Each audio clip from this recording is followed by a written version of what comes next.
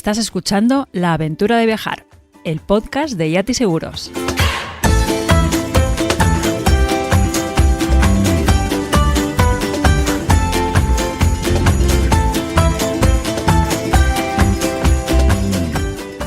Hola Trotamundos, ¿qué tal? Arranca aquí un nuevo podcast de La Aventura de Viajar, que vamos a dedicar a viajar de una manera segura, porque hoy vamos a hablar de enfermedades de las que ya casi no se hablan y de cómo prevenirlas. Y es que en estos últimos años, con la pandemia de la COVID-19, solo se habla de este virus, pero siguen latentes y en muchos casos creciendo enfermedades serias o peligrosas a las que los viajeros debemos prestar atención. Malaria, dengue, rabia, hepatitis A, son solo algunas de ellas, y para profundizar en los riesgos, síntomas y recibir consejos para prevenirlas, hoy vamos a contar con un experto en la materia. Se trata del doctor Manuel Linares, de la Fundación IO, una organización científica especializada en enfermedades infecciosas, medicina tropical y de viajes. A través de su web, fundacionio.com, proporcionan información a profesionales y viajeros sobre riesgos sanitarios a los que estamos expuestos a la hora de viajar. Desde 2021, Yati Seguros ha empezado a colaborar con la Fundación IO, en el marco de una colaboración global con entidades que nos permitan conocer mejor el impacto que tienen los viajes en la sociedad y así comprender las tendencias en el mundo del turismo y sus condicionantes. La idea es aportar nuestro granito de arena a una sociedad bien informada, a través de informes y estudios sobre turismo que fomenten viajes más seguros, saludables y respetuosos con el planeta. El primero de estos estudios es 10 enfermedades a tener en cuenta en el turismo post-pandemia, que está disponible para quien quiera consultarlo en nuestra web yatiseguros.com, y es el informe que hoy vamos a hablar. Hola Manuel, ¿qué tal? Encantado de conversar contigo. Encantado, Pablo, de poder estar estos minutitos contigo. Pues vamos a hablar, si te parece, de esas 10 enfermedades que siempre nos han preocupado a los viajeros, pero como decía, que con el COVID parece que nos hayamos olvidado de hablar de ellas, especialmente enfermedades graves como la malaria o el dengue o el cólera también. ¿Qué ha cambiado en relación a estas tras estos años de pandemia motivada por el COVID-19? Fíjate, desde Fundación IO llevamos más de 10 años dedicados un poco a la medicina de viajes. Y cuando digo Fundación IO, digo un equipo de trabajo en el que no solo hay médicos, enfermeras, sino hay mucha gente que nos echa una mano en todo esto. De hecho, los viajeros aprendemos muchísimo de ellos para prevenir, porque nuestra función es prevenir, no meter miedo a las personas que van a emprender un gran viaje. ¿Qué te diría? Pues que ahora todo parece COVID, pero no hay mucho más allá del COVID. De hecho, la salud del viajero, hay riesgo de que se resienta en un futuro porque muchas de las enfermedades que has nombrado, malaria, dengue, chikungunya, determinados virus que están ahí, debido un poco a la pandemia, pues han pasado a un segundo plano, y esa prevención que había en otros países a nivel de agua, alimentos, de mosquitos, pues se ha dejado un poquito atrás. Entonces, este informe que hemos lanzado con Yati Seguros precisamente es eso, un primer informe para actualizar de una situación que hay mucho más allá del COVID. ¿Por qué se ha dejado atrás estas enfermedades? Pues fíjate, como estamos un poco centrados en esa vacunación, en fortalecer un poco los sistemas de salud en el diagnóstico del COVID, pues por ejemplo, hemos tenido cuarentenas que nos hemos quedado en casa y los mosquitos, por ejemplo, han aprovechado para multiplicarse en esas piscinas, en esos charcos. Los programas de salud pública que dedicaban las naciones un poco a la lucha vectorial, en este caso de la lucha antimosquitos, de garrapatas, el control de agua y alimentos, o cosas que realmente estaban funcionando, empezaban a funcionar. Por ejemplo, hablo de África, sudeste asiático, pues ha habido un problema. De hecho, ya hay muchos estudios que hablan de repunte de estas enfermedades donde no tendrían que hablar. De hecho, la propia OMS, la Organización Mundial de la Salud, ha echado para atrás el programa 2030 en el que se planteaban objetivos de eliminación de determinadas enfermedades, que no va a ser posible en parte debido a que hemos centrado el tiro hacia el COVID, ¿no? El dichoso COVID. Sí, y no solo eso, también me ha sorprendido bastante leyendo el informe que el cambio climático está jugando en contra o a favor de estas enfermedades. Efectivamente, vivimos en un planeta, en lo que llamamos nosotros Planetary Health, la salud planetaria. Ya más allá de One Health, que es una sola salud, que es un concepto que unifica la salud humana, animal, ambiental, el cambio climático está provocando cosas muy digamos, peligrosas que van a suceder con el cambio de temperatura, el calentamiento global de los océanos, pues los vectores, por ejemplo, en este caso hablando de los mosquitos, están llegando a zonas que tradicionalmente no llegaban. Hablamos de zonas de altura, de altitud, la adaptabilidad, pero no hay que irse muy lejos. Es decir, en nuestro país, en España, que es el país un poco que más conocemos, tenemos un mosquito vector, que es el mosquito tigre, que lleva con nosotros ya unos añitos, ¿no? Y de hecho ha venido para quedarse, y es un mosquito capaz de transmitir, pues de ese informe que hablamos, de 3 de esas enfermedades: el chikungunya, el Zika y el dengue. Ojo. Y estamos hablando de España. Como decía, este informe del que estamos hablando está colgado en yatiseguros.com. ¿Qué es lo que puede aportar de bueno o que nos ayuda a comprender mejor? Mira, nosotros trabajamos siempre de una perspectiva positiva. De hecho, nos gusta aprender de los errores, y el COVID ha traído muchas cosas malas, pero este virus ha ayudado a controlar también el dato, ¿no? Estamos muy acostumbrados ya a leer mapas de incidencia de datos. La gente sabe, es epidemióloga. De hecho, cada vez tenemos más datos un poco de lo que sucede con el COVID. Pues eso ha servido para tener más información sobre otras enfermedades. Si, por ejemplo, antes un brote de dengue en el Centroamérica, pues tardábamos a lo mejor semanas en conocerlo, la inmediatez, el compartir datos, el fortalecer las redes epidemiológicas, pues puede servir, de hecho está sirviendo, para que esa información la tengamos casi en tiempo real. Nosotros desde viajarseguro.org, que es nuestro proyecto estrella para viajeros, pues trabajamos en dar esa información casi en tiempo real de mano de fuentes fiables. Y cuando hablo de fuentes fiables son pues ministerios de salud locales, ONGs que trabajan sobre el terreno, médicos que trabajan sobre el terreno, informes globales que saca la Organización Mundial de la Salud o los Centros de Control de Enfermedades, y también un dato muy importante y de calidad, ¿no? La gente local, a través de redes sociales, de otras herramientas que están ahí y que nunca se habían utilizado de la forma que se están utilizando, en parte gracias al COVID, podemos detectar muchísimas cosas gracias al nuevo modelo, a la nueva normalidad, esa famosa de la que se habla. Fíjate que yo lo veía todo en una clave negativa y visto así, sí que hay que verle el lado positivo a la mejora de la coordinación, de la información, como estás diciendo. Te voy a contar una anécdota. El ébola, un brote de ébola que hubo en Guinea hace ya unos años, bueno, no tantos, casi 5 años, se detectó primero en redes sociales a través de lo que ponía la gente local. Algo está pasando, y el primer informe oficial tardó 15 días. O sea, imagínate un poco lo que es darle la vuelta a esa noticia. Entonces, al final lo que queremos es que el viajero, el mochilero, el que va a emprender un gran viaje, tenga toda la información de su mano. Luego ya él puede decidir cómo hacer, pero que no sea por no tener esa información o por no tener la capacidad de prevención. Esto es como, cuando hablamos de riesgos, hablamos de muchos riesgos. Es como si sabes que hay un conflicto armado en una área del mundo, pues saber por dónde tienes que pasar, porque en ese momento esa zona, pues las enfermedades en este momento no entienden de fronteras, pero sí que hay zonas calientes. De hecho, una de las novedades de este informe es precisamente el detectar esas zonas calientes, que el informe es de octubre, ahora son otras, pero que alguien que quiera estar informado simplemente lo que tiene que hacer es seguir este tipo de informes.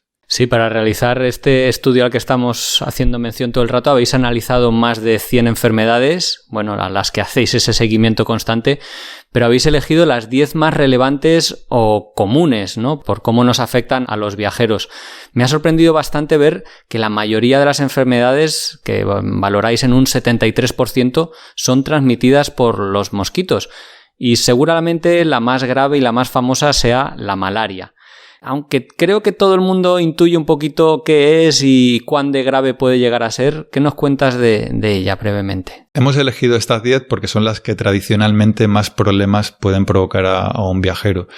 Y a la cabeza de todo, la malaria. Como sabéis, no hay vacuna para la malaria. Es una enfermedad provocada por un parásito que se transmite a través de la picadura de un mosquito que se llama Anófeles, que depende de la zona del mundo, pues lleva un nombre u otro. De hecho, hay mosquito Anófeles en nuestro entorno, pero sin capacidad de transmisión de la malaria. ¿Y por qué es muy importante? Porque la malaria mata. La malaria es una enfermedad que en gente no autóctona, es decir, es muy típico que vayas a una zona de África donde la gente tiene una semi-inmunidad provocada porque han pasado la malaria 2, 3, 4, 5 veces, pero realmente la malaria es grave en gente que visita entornos donde no ha tenido contacto con la enfermedad. Y es especialmente grave en embarazadas, en niños y en gente con fragilidad, en este caso pues gente de edad, ¿no? Entonces, ¿qué pasa con la malaria? Pues que hay una prevención para eso. Si depende del viaje, pues el viajero va a tener una posibilidad de prevenir ya no solo la picadura del mosquito, también hay una prevención a través de toma de antipalúdicos que van a proteger en cierta medida. La diferencia un poco entre tener una malaria grave, cuando hablo de malaria grave, hay en Europa, para que te hagas una idea, 5.000 casos de malaria todos los años en viajeros que vuelven. De esos 5.000 viajeros, unos 100 ingresan en hospital de forma grave, en una UBI, y de esos 100 que ingresan en una UBI, 3 se mueren. Entonces, al final no es por poner, pero es por poner datos de una realidad que es prevenible, sobre todo cuando ves un viajero que viene a tu consulta con fiebre, con una malaria y te cuenta un poco a lo mejor que no ha tomado esas medidas, pues al final dices que ha fallado, ¿no? Ha fallado cómo hemos transmitido esa información. Entonces es como el riesgo existe, pero sobre todo tenemos que saber dónde, cómo protegerlo, ¿no? Y la malaria, pues, ¿qué ponemos en ciernes en el informe? Pues que hay puntos calientes que a raíz del COVID pues ha habido rebrotes en zonas que tradicionalmente, como os decía antes, parece que la enfermedad estaba bastante controlada, pero empieza a haber poco repunte de casos donde no había. Entonces, ¿qué puede suponer eso? Pues que se hayan relajado las medidas, que un viajero que vaya simplemente con protección repelente de mosquitos adecuadamente, pues que salga al atardecer a ver una puesta de sol en determinadas zonas donde no había malaria y, de hecho, África, por ejemplo, hay un repunte global en este momento de zonas tradicionalmente palúdicas, malaria y paludismo es lo mismo, pues que no debería suceder. Bueno, lo que nos está quedando clarísima en esta conversación es la necesidad de estar bien informados y, sobre todo, aprovechando que cada vez tenemos información más reciente antes de empezar un viaje, pues acudir a los centros de vacunación internacional o a vuestra página web viajarseguro.org para recibir la mejor información posible, porque todo esto está cambiando muy rápidamente. El dengue también, por ejemplo, que está causado por otro virus, tal vez es como el hermano pequeño de la malaria, no es tan grave, pero es una enfermedad realmente extendida. Claro, el dengue en este momento preocupa en sobremanera. Si te digo, Pablo, que en España hemos tenido dengue en el 2019, dengue autóctono, es decir, dengue transmitido por ese mosquito que os hablaba antes, el mosquito tigre, hemos tenido casos en Cádiz y en Murcia, autóctono. Entonces, el dengue es una enfermedad transmitida por un mosquito, en este caso es distinto del de la malaria, que pica a otras horas, pica más, es periurbano, es decir, que pica más en zonas más cerca de las ciudades, no es como la malaria que es más un poco en zonas un poco de campo, y pica sobre todo en entornos donde se ha dejado el platito de mosquito, o sea, donde el mosquito ha podido reproducirse. Y aparte, el dengue tiene una cosa curiosa, que es que evoluciona en ciclos epidémicos. Es decir, cada 5 años más o menos se producen oleadas epidémicas de la enfermedad, sobre todo en Sudamérica, en Sudeste Asiático, en África también, pero hasta ahora no estábamos diagnosticando mucho porque no había capacidad de diagnóstica. Es otra de las cosas buenas que ha traído el COVID, que cada vez diagnosticamos mejor las cosas. ¿Y qué pasa? Pues que de repente te encuentras que en Brasil, en el 2020... o el 2021, se han producido 1 millón de casos de dengue. Cuando oyes dengue, lo primero que digo, eso tiene que ser algo muy malo, ¿no? El dengue es una fiebre hemorrágica, es decir, que la primera vez que pasas dengue no pasa nada, realmente es una enfermedad pues tipo constipado. De hecho, los casos que hemos tenido en nuestro entorno han sido viajeros o pacientes que realmente no tenían una enfermedad grave. El problema es cuando estás expuesto al virus durante 2 o 3 veces. ¿Qué quiere decir eso? Pues que la segunda vez que tienes la enfermedad ya es una enfermedad compleja y complicada. Entonces, para el dengue, de momento tampoco tenemos una vacuna, aunque hay algunos bastante evolucionadas, y la mayor medida que puede ejercer un viajero es estar informado de dónde se están produciendo esos picos, esas oleadas epidémicas, y protegerse frente a los mosquitos.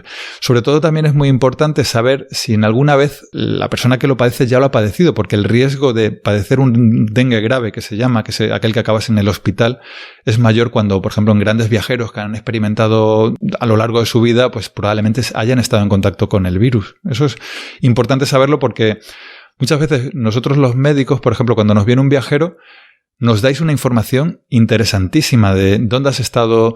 Acordaros siempre que os pongáis malos, que tengáis un problema, de contar dónde habéis estado, lo que habéis hecho, lo que habéis comido, lo que habéis tocado, si habéis tocado una mascota, si habéis bebido un agua de no sé dónde, si os han picado los mosquitos, si habéis tenido... Porque esa información que os parece a vosotros banal, a nosotros nos da muchísima información a la hora de interpretar vuestros síntomas y poder poner tratamientos, ¿no? De hecho, una cosa tan básica, si tienes un dengue no puedes tomar ibuprofeno, porque el ibuprofeno al final puede desencadenar esa reacción. Pues ese tipo de cosas es lo que queremos poner en conocimiento de todos vosotros.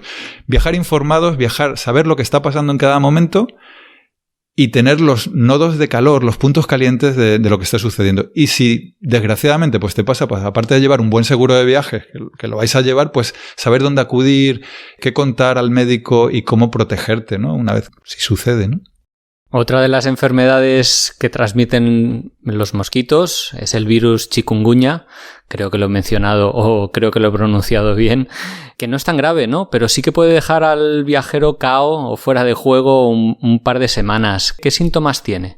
Pues mira, el chikungunya es un virus que viene de un palabra africano que significa el hombre encorvado. Y lo que provoca son dolores musculares, es una inflamación un poco de las articulaciones y provoca una enfermedad muy invalidante, transitoria, porque realmente dura pocas semanas, aunque haya algún caso que se cronifica, y es bastante leve. Volvemos otra vez a una enfermedad. Había un virólogo hace poco que decía, todos los años vamos a oír el nombre raro de un virus, ¿no? Aquí tenéis uno raro, el chikungunya. Yo os podría decir muchos otros, el oropuche, que es uno que va a sonar en los próximos años, el ñong-ñong. Son virus un poco que están ahí y que no están tan lejanos. De hecho, hace unos 6 años hubo un gran brote de chikungunya en toda Sudamérica, que fue noticia mundial. Sigue habiendo chikungunya en muchas zonas de Sudamérica, en la Polinesia. Hay brotes ocasionales, por ejemplo, en determinados sitios. En África hay chikungunya. Sería triste, por ejemplo, que un viajero que viajara a una zona que se está produciendo un brote viajara desinformado o no supiera cómo protegerse, dónde echarse el repelente, cómo usar No cuesta nada ponerse una camiseta de manga larga en determinadas zonas o en una puesta de sol, o quitar simplemente los cacharritos de agua alrededor de las casas para evitar que los mosquitos críen, ¿no? Yo creo que son nociones básicas que junto con un buen botiquín, un buen seguro y una buena información, pues te pueden favorecer el viajar seguro. Eso es. ¿Y cuál ha sido la evolución de este virus, el chikungunya, durante la pandemia? ¿Ha habido algún evento relevante? Ha pasado un poco como el dengue, la malaria y el Zika. Hemos tenido repuntes en zonas que sabíamos que existía. Pero bueno, si te digo un viajero a la India, decir, pues oye, en India ahora tienen un brote activo en una zona concreta, pues mira, si lo sabes, pues sabes un poco que, oye, que a lo mejor te tienes que poner un poquito más de repelente o insistir un poco en las medidas en esa zona de la India o en África, zonas donde no se diagnosticaba, por ejemplo, si vas a viajar a Nairobi o pues, oye, hay chikungunya, ¿no? Y entonces, si empiezan a dolerte las articulaciones a la semana de que te hayan picado unos mosquitos y es un dolor incapacitante y dices, ¿esto qué será? Pues a lo mejor tienes ya una información. No es que sea una enfermedad mortal, pero te puede fastidiar un viaje. Si realmente puedes prevenirlo, pues yo creo que la palabra que está saliendo en esta entrevista más es prevención, ¿no? No estamos hablando de susto ni de muertes. Yo creo que estamos hablando de algo de sentido común, ¿no? De sentido común. Y de información sobre todo, ¿no? Has hablado del virus Zika, que también hace unos años se empezó a hablar mucho en, creo que América Central o América Latina, sobre todo por el posible riesgo en embarazadas. ¿Hay que temerle a este virus o ha sido desactivado, digamos? No es desactivado, los virus están ahí. Al final, otro virus, un clon de los anteriores, transmitido por mosquitos emergentes, cada vez en más zonas. Nosotros en la Fundación recibimos muchísimas consultas de mujeres que van a viajar a zonas calientes de Zika. Cuba tiene Zika, por ejemplo. Entonces, yo siempre digo, al final hay que evaluar el riesgo. El Zika tiene un problema, que hay una transmisión de madre a hijo, sobre todo, y se ha visto pues los casos famosos de microcefalia, no os habéis visto las noticias, pues sí que ha habido un aumento de malformaciones fetales relacionadas con un gran brote que hubo en Sudamérica, sobre todo Brasil, Colombia, ¿no? Hace unos años. Pues es un riesgo que está ahí. Es decir, si estás embarazada y vas a un sitio donde hay Zika, Pues hombre, habría que valorarlo, ¿no? Porque sí que son... Una cosa es una persona sana, que no tenga, pero, por ejemplo, en una embarazada sí que es habría que plantearse, ¿no? Yo, a mi juicio, cuando... Yo no prohíbo ningún viaje. Fíjate que he dicho que las malarias para las embarazadas, para los niños, pero sí que hay que evaluar el riesgo, ¿no? Porque el tener un aborto, por ejemplo, después de un viaje porque viene una malformación, pues bueno, es una cosa extremadamente... Pero, oye, hay muchos viajes de luna de miel, por ejemplo, a nosotros nos pasa y realmente sí que hay mucha gente que se queda embarazada durante los viajes, que me parece una cosa estupenda. Es decir, que, pero realmente el Zika tiene una complicación, que es el embarazo y las malformaciones derivadas de eso, y eso pues habría que plantearse. En España, por ejemplo, en la cuenca mediterránea tenemos el vector, ya hemos tenido en Francia casos autóctonos de Zika, es decir, que digamos, y alguien que vaya a Francia, a la zona del Loira y tal, que ha habido, oye, pues sí, pero bueno, el control vectorial, no hay que volverse locos. Fíjate, cuando hablamos de incidencia, la famosa, ¿en cuánto estamos la incidencia? Eso del COVID, ¿no? Que hablamos de un número partido por 100.000 habitantes, ¿no? Entonces, un dato que, ahora que todos somos epidemiólogos, pues está guay saber que si la incidencia de Zika es de 2,5 por 100.000 o en un momento determinado ves que son 100 por 100.000, oye, pues aquí está pasando. Esos datos están disponibles. Entonces, si sabemos interpretarlos, vamos a hacer un nuevo viaje más responsable. A mí me parece que el viajero debería conocer un poco de epidemiología. Me parece igual que sabes clorar el agua, ponerte unas vacunas determinadas o seguir unas rutas, pues oye, ¿por qué no saber ese mapa? Y aquí voy a tirar una piedra en contra de lo que hacen los organismos oficiales. Los organismos oficiales se lo pone difícil a los viajeros porque muchas veces es difícil encontrar información actualizada de todo esto que estamos hablando, aun cuando esté, ¿no? Si yo soy una mujer que se va a quedar embarazada y quiero saber dónde están las zonas calientes de Zika en este momento, pues tengo que tener unos conocimientos informáticos y de salud muy, muy, muy amplios y a lo mejor hay que bajarlo, desde Fundación IO sí que tratamos un poco de nuestro mensaje que llegue, ¿no? O sea, que sea una cosa muy accesible, ¿no? Basta ya un poco de tanto paternalismo, ¿no? Y la información la tengo yo, ya te la doy cuando quiera. No, la información debe ser pública y comunicable. Luego ya que cada uno la interprete como quiera, ¿no? Bueno, Manuel, hasta ahora hemos hablado de 4 enfermedades que transmiten los mosquitos, pero las garrapatas, esos pequeños arácnidos, son también animales que debemos tener en cuenta. ¿Por qué están aumentando las enfermedades asociadas a las garrapatas? Pues mira, el cambio climático, hemos hablado de ello, ¿no? Garrapatas, piojos, pulgas. Antes había estaciones, tradicionalmente, estación fría, estación más o menos calurosa, y con el cambio climático ha provocado un aumento exponencial de las zonas donde crían las garrapatas y donde están. De hecho, en Europa teníamos una enfermedad transmitida por garrapatas que se llama encefalitis, transmitida por garrapatas, que la gente que viajaba a Centro Europa en plan mochila, pues iba a los centros de vacunación y se les recomendaba esa vacuna porque iba a estar expuesto a un virus que provoca encefalitis, una enfermedad del sistema nervioso pues muy, muy grave, es decir, que en algún momento puede matar.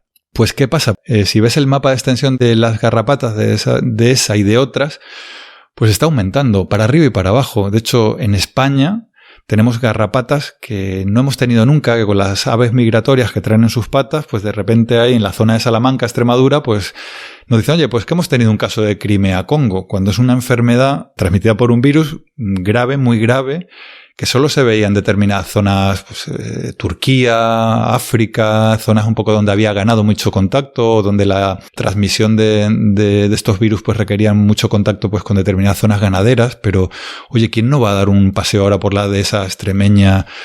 Y hay un riesgo, ¿no? Entonces, al final, hemos metido garrapatas porque es un patógeno emergente, que todos nos gusta ir por el campo, que es una forma de esparcimiento, que con el COVID, por ejemplo, hemos buscado espacios abiertos.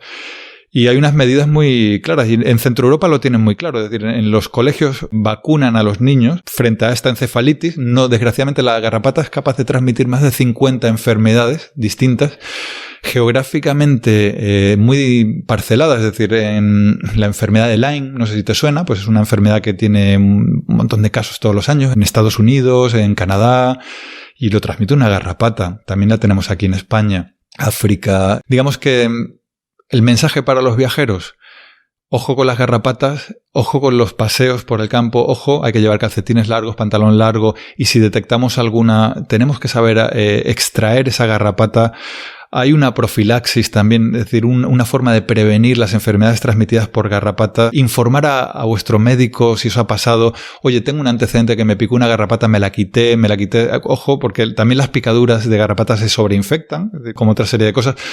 Y es una forma un poco de viajar informado y sobre todo porque ese mapa, pues a nosotros somos muy frikis de la medicina y los viajes y es uno de los factores emergentes que detectamos, ¿no? El viajeros un poco que por la forma de viajar que tienen, pues que ese tiempo de exposición o imaginaros, pues zonas que no han estado transitadas durante mucho tiempo, las garrapatas suelen estar en determinadas zonas donde hay animales, pues es una forma un poco también de poner un poco de prevención y también que sepáis que existen esas enfermedades y que tienen tratamiento y sobre todo si te pasa pues saber dónde están esos puntos calientes, ¿no? En el mapa ahora recordando pues hemos puesto España, ¿no? Como un punto caliente. En Reino Unido también ha habido zonas de este de Europa donde ha aumentado también, Turquía, África, parques nacionales de Estados Unidos, porque sí que hay un repunte y es una cosa que ha venido para quedarse, que vamos a convivir con nuestras amigas garrapatas en los próximos años. Eso es así.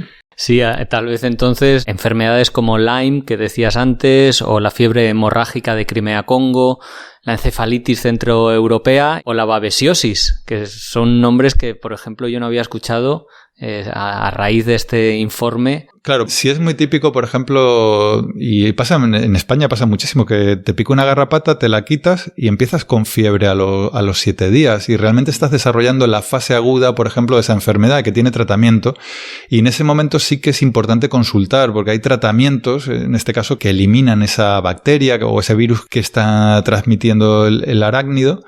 Y en este caso, pues es efectivo. Otra cosa es que, por ejemplo, es muy típico de cazadores, es decir, que es clásica, ¿no? El safaris. Nosotros hemos visto un montón de casos asociados a cazadores a África. A nosotros no nos gusta nada la caza, pero sí que es una profesión de riesgo, o profesión, o llámalo como quiera, afición, por llamarlo de alguna forma, ¿no?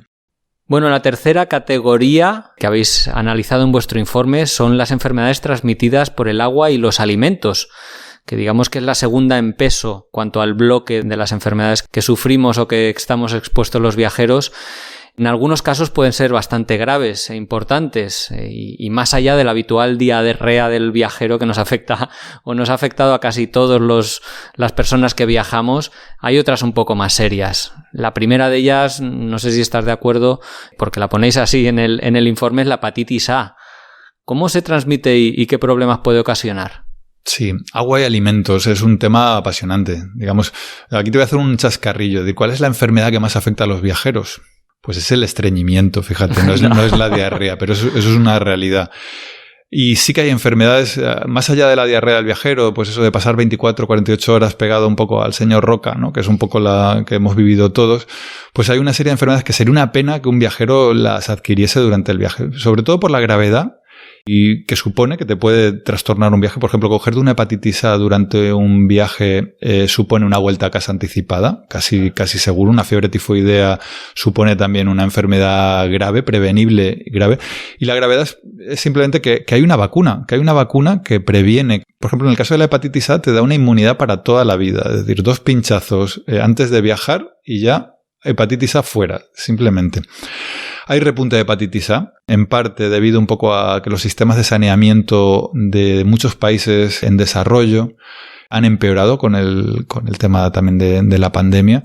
Hemos notificado brotes de hepatitis A por ejemplo, los clásicos son Pakistán, Nepal. Nepal es un destino donde muchas veces la forma del país, también del saneamiento, de letrinas, pues al final esa contaminación del agua de consumo, pues muchas veces condiciona que haya determinados brotes. De hecho, el cólera, ¿no? El cólera también sería una enfermedad que sigue existiendo y que hay brotes y siguen existiendo. Es decir, en Nepal, en África, es decir, no es raro pues notificar a lo largo del año en África más de 50 brotes de cólera en Nigeria, en Níger, en zonas un poco donde es un poco por el tema del saneamiento. Y luego el tema de la hepatitis A, luego hay población más vulnerable. Entonces, por ejemplo, hombres que tienen sexo con hombres, una de sus vacunas obligatorias, es decir, que deberían tener sí o sí, es el tema de la hepatitis A, porque se transmite fecal oral y a través de relaciones sexuales un poco anales, ¿no? Entonces, digamos, no cuesta nada protegerse, ¿no? Y hemos tenido brotes de hepatitis A en Estados Unidos, asociado un poco a colectivos un poco de este tipo que te cuento, o en Ámsterdam, por ejemplo, o en Madrid ha habido un gran brote de hepatitis A asociado a... Pero bueno, que está ahí, es decir, que es una cosa que es prevenible, ¿no? Entonces... Y si quieres la tifoidea, pues es otra vacuna prevenible. De hecho, la fiebre tifoidea es un tipo de salmonela. Es decir, que acordaros de la salmonela que cuando comemos un huevo en mal estado que nos ponemos malísimos, ¿no? Pues la fiebre tifoidea es otro tipo de salmonela también asociada un poco al consumo de alimentos y aguas contaminadas. Y existe una vacuna que lo previene. Entonces, sí que es una vacuna que no es como el caso de la hepatitis A, que con 2 dosis ya tienes para toda la vida. Esta sí que hay que poner un recuerdo cada cierto tiempo, 3 años ponemos en viajeros, pero yo creo que merece la pena, ¿no? Hay una vacuna oral y otra pinchada. Yo creo que es un tema de protección. Y sí que también hemos detectado muchos casos de fiebre tifoidea, por ejemplo, en México, ¿no? Que es un destino turístico o de paso muchas veces, asociados también un poco a saneamiento, ¿no? Tal vez la que sea más seria y grave, si no se trata a tiempo, es la que nos has avanzado del cólera. ¿Qué es y cómo pueden contraerla los viajeros? Pues muchas veces el acceso al agua potable es uno de los grandes problemas a nivel mundial, ¿no? Y sí que hay zonas de África, sobre todo, donde sigue habiendo brotes de cólera. Cuando digo brotes de cólera, por ejemplo, Camerún, ¿no? Camerún es un país que dice, pues es Camerún. Pues Camerún ahora mismo tiene un brote de cólera que ha dejado ya más de 50 muertos en una zona que un gran viajero pues puede pasar por ahí. Al final... ¿Por qué lo ponemos? Pues porque existe, porque está bien conocerlo, porque también es dar visibilidad a las condiciones de los países, ¿no? Porque ¿de qué sirve un poco que nosotros vivamos súper bien si yo creo que también los viajeros o todos los que nos dedicamos a esto debemos aportar nuestro granito de arena que la situación sanitaria en los países mejore, ¿no? Y qué mejor un poco que un viajero también sea como un embajador de decir, oye, pues está pasando esto, a mí no me voy prevenido, pero no. Luego tenemos también el drama de los campos de refugiados. Ahora mismo en el mundo hay crisis humanitaria en Etiopía, en Myanmar, en Nigeria, en Níger, en Sudán del Sur. No sé, es decir, que yo, si veo el mapa que vemos, es decir, yo veo un mapa muy distinto probablemente al que vea un viajero, pero las enfermedades hoy en día no entienden de fronteras. Y un refugiado que esté en Sudán, por ejemplo, no hemos hablado, por ejemplo, de fiebre amarilla pero en los campos de refugiados son grandes aglomeraciones de gente, ¿no? Y entre los grandes viajeros, pues también es muy interesante conocer lo que está sucediendo a nivel, pues, sociológico en estos sitios, sobre todo que esas enfermedades pueden transmitirse, moverse y al final traspasar una frontera. Lo hemos visto con el ébola, ¿no? La gran expansión del ébola, de una enfermedad transmitida inicialmente por un murciélago y luego hombre a hombre, ha sido por gente que salía de un campo de refugiados o salía de una zona acotada o salía hacia... No sé, es decir que el mundo está globalizado. No hay ningún lugar del mundo en este momento que diste más de 36 horas de viaje. 36 horas es menos del periodo de incubación de cualquiera de estas enfermedades que te he contado. Es decir, que tú hoy puedes estar en Camerún, puedes haber ido a una zona, haber bebido un agua que no debías y mañana estar en Madrid y tener un diagnóstico de cólera. A ver, no es... Pero es un mundo globalizado y eso está genial porque en el fondo es información para tener capacidad de prevenir, ¿no? Yo creo que... Vuelvo un poco al mensaje inicial, información, ¿no? Informe de riesgos, ¿no? Pues eso, al final es como... Yo tengo la teoría, siempre que hablo con viajeros, digo, tú puedes ser el actor de la película, puedes ser el cámara, puedes ser el director o puedes ser el telespectador que la estás viendo en casa. Mejor que seas el telespectador porque ves todo el plano, ¿no? Yo creo que eso es muy, muy, muy interesante.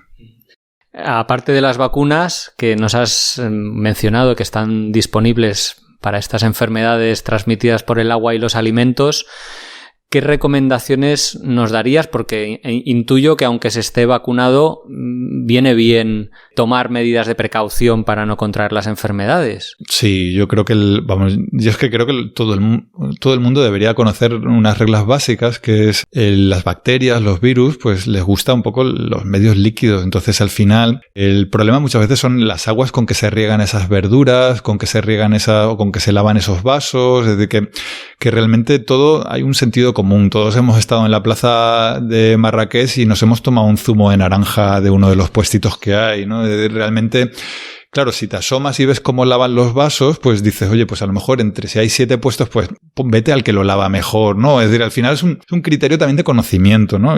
¿Te van a pasar cosas? Pues sí, pero hay cosas que se pueden prevenir. El hielo de una fuente no fiable, pues oye, si en tu casa... A ver, que a mí me ha pasado de ir a un restaurante de la esquina de mi casa que sé que el cocinero es un guarro porque tiene las uñas largas, pues no voy ahí a comerme una tortilla, ¿no? Es decir, que realmente también el viajero tiene que tener capacidad de ver cómo se cocinan las cosas. Yo creo que eso al final es sentido común.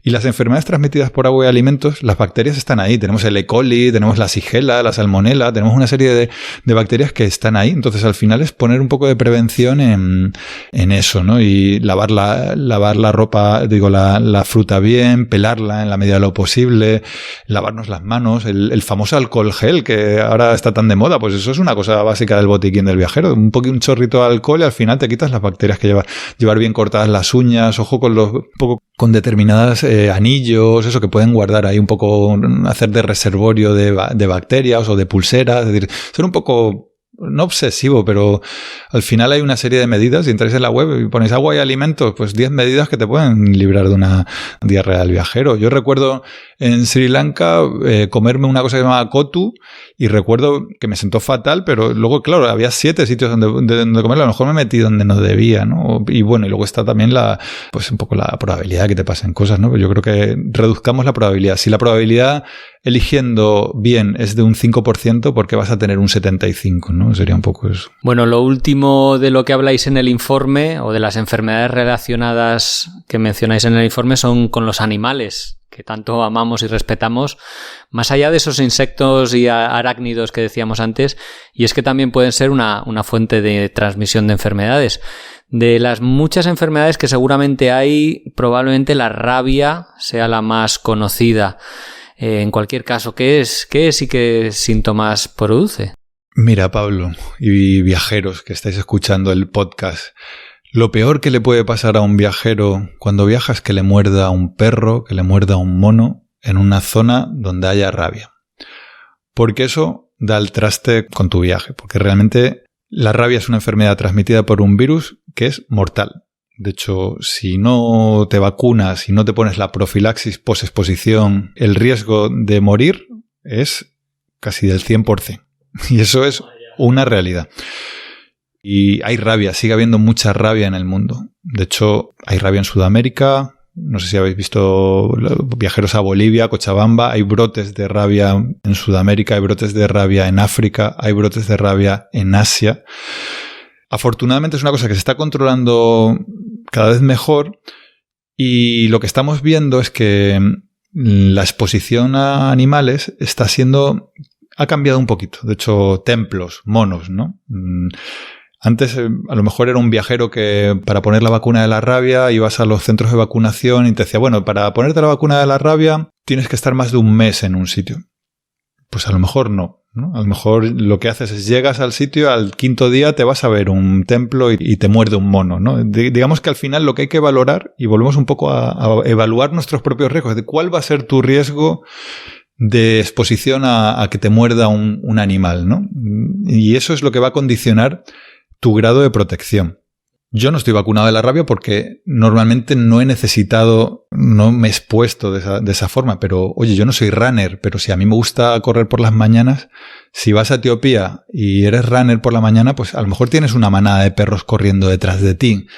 O me gusta adentrarme o me gusta dar de comer. Ojo, ¿no? Es decir, que realmente te pondría a contar cosas que son dramas personales de gente que, por ejemplo, que adoptó un gatito en Tailandia y volvió a Suecia con una rabia. Es decir, que realmente son cosas que lo que tenemos que saber es conocimiento. Y fíjate, y aquí tenemos otro problema. Yo creo que el principal problema, que no creo que sea el de los grandes viajeros que sí que van muy informados, que saben el riesgo de que esto suceda, es lo que se tiene que activar cuando te muerde un animal en un sitio, desafortunadamente, que no tengas acceso a... Porque la vacuna de la rabia te pones unas dosis antes y unas dosis después de que te muerda el animal. Entonces, si estás en el centro de Etiopía y te muerde un perro, aunque el Programa Nacional de Salud de Etiopía contempla esas situaciones, pues a lo mejor te tienes que hacer 500 kilómetros en un día para vacunarte. Y ya no solo eso, sino aparte te tienes que poner una cosa que se llama gamma-globulina, que es el neutralizante natural. Y la gamma-globulina en España, pues la obtenemos de una forma sintética, pero en otros países es difícil de obtener. No siempre está, por ejemplo, en Pakistán, que es un sitio que tiene bastante rabia y hay problemas de abastecimiento, es decir, no hay directamente, es decir, que realmente tienes que coger un avión y en 24 o 72 horas estar en un sitio donde te garanticen. De hecho, las embajadas aquí la embajada americana funciona súper bien en muchas cosas. No hemos hablado de otra serie de enfermedades, por ejemplo, una violación o ¿sabes? Cosas que pasan muy graves. Hay sistemas de alarma y aquí la embajada americana funciona súper bien para los norteamericanos, pero sí que te va a dar información de dónde tienes que ir y cómo hacerlo. Los seguros de viaje también, por supuesto. El tema es un poco graduar la exposición. Y cuando digo, volvemos a los puntos de riesgo, y lo que trae el informe interesante este año es que ha vuelto la rabia en muchos sitios donde viajábamos los viajeros y que está ahí. Realmente no cuesta nada. Bali, por ejemplo, hace años tuvieron un gran brote en este momento afortunadamente no, pero Indonesia es un sitio donde hay. India es el país que más casos notifica en el mundo. Entonces los programas de control animal pues son limitados, ¿no? Y insisto, lo peor que le puede pasar a un viajero durante su trayecto es que le muerda un perro, porque condiciona un cambio total de planes. Y si afortunadamente lo puedes resolver poniéndote las 2 dosis después y la gamma-globulina en un sitio medianamente bien, pues bien, pero hay mucha gente que se muere y se tiene que coger un avión y volver a casa. Manuel, el tiempo está volando y me gustaría cerrar el programa, no sé, pidiéndote algunas recomendaciones para viajar más seguro, aunque nos hayas lanzado ya muchas a lo largo del viaje, como por ejemplo eso, preparar un botiquín, contratar un seguro de viajes y sobre todo creo que estar informado, ¿no? No sé, ¿qué consejos de cierre nos podrías regalar?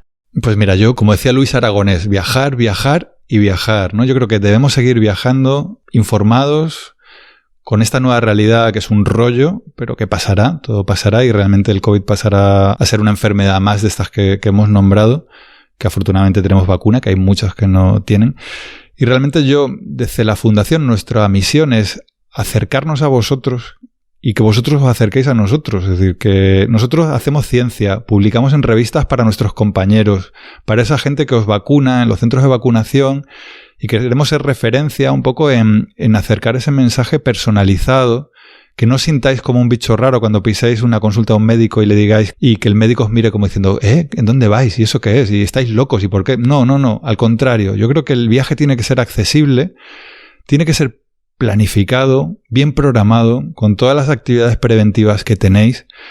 Y aquí es que es absurdo, pero fíjate, nosotros queremos poner información fiable en la época de las fake news, esto que lees cualquier cosa en cualquier sitio, que tengáis un sitio de referencia, que digáis, oye, esto es verdad. Y no es porque sea verdad, sino porque está contrastada la información. Y oiréis muchísima información. Que si la cebolla, que si el no sé qué, que si el me tomo una tónica y... Está bien, pero la información hay que contrastarla. Es decir, y las enfermedades, realmente, el que se entera de quién las tiene es el que las sufre. Y bueno, no es ser agorero, pero es como lo de los accidentes de tráfico. Si coges el coche todos los días, pues al final tienes más probabilidad de tener un accidente. Pues esto es igual pues tienes que revisar el aire de los neumáticos, cambiar el aceite de vez en cuando al coche o revisar que esté todo bien, ¿no? Yo creo que los viajes al final es un compendio de todo. Y ahí estamos para lo que necesitéis. Realmente tenemos un mail que es info@fundacionio.com. Nos mandáis cualquier dato, duda que tengáis y la información pues la integramos en la web, lo ponemos mejor, tratamos de informar un poco de toda la actualidad y si hay algún tema, fíjate, el otro día hace poco publicamos una cosa del riesgo de los selfies, que es simplemente, chicos, sacaros una foto pero no os caigáis, ¿no? Que 400 personas, de ellos 250 viajeros han muerto en los últimos años haciéndose un selfie, que es una gilipollez como otra cualquiera, pero es un riesgo, ¿no? Al final, el sentido de la vida es, hay mosquitos, protegerse. Hay agua contaminada, protegerse. Hay vacunas que me protegen, protegerme. Hay perros, pues oye, cuidado, que no me muerdan, ¿no? Yo creo que, Pablo, viajar y hacerlo de una forma segura, ¿no? Manuel, muchísimas gracias por tu tiempo. Siempre es un placer aprender y escuchar los consejos que nos das y toda la información que nos has regalado. No me queda más que, abrirte los micrófonos para que en una futura ocasión podamos volver a conversar. Muchas gracias, Pablo, y ahí seguimos en contacto y informando.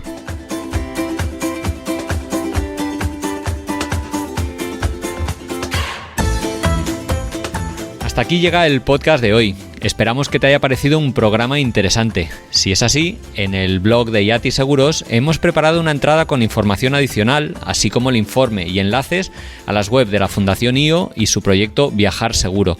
Recuerda que es importante viajar con un buen seguro de viajes, que te cubra los 1001 problemas que pueden surgir en cualquier aventura, y que viajes solo, en pareja o en familia, hay un seguro adecuado para cada viaje. Por ejemplo, si vas a destinos más de exploración o naturaleza, te recomendamos el Yati Mochilero, o para destinos más exóticos, exclusivos o caros, tenemos el Yati Estrella. Y si lo tuyo es viajar en furgoneta o autocaravana, hemos creado el Yati Camper. En yatiseguros.com podrás ver y comparar todos ellos, para poder encontrar el que mejor se adapte a tu viaje. Si te ha gustado el programa, anímate a dejar un comentario o una reseña en Spotify, en iVoox, en Apple Podcast, o a compartirlo entre quienes creas que lo pueden disfrutar. Y para cualquier cosa nos puedes encontrar en redes sociales como @yatiseguros o en yatiseguros.com. Te envío un saludo y muchas gracias por la escucha.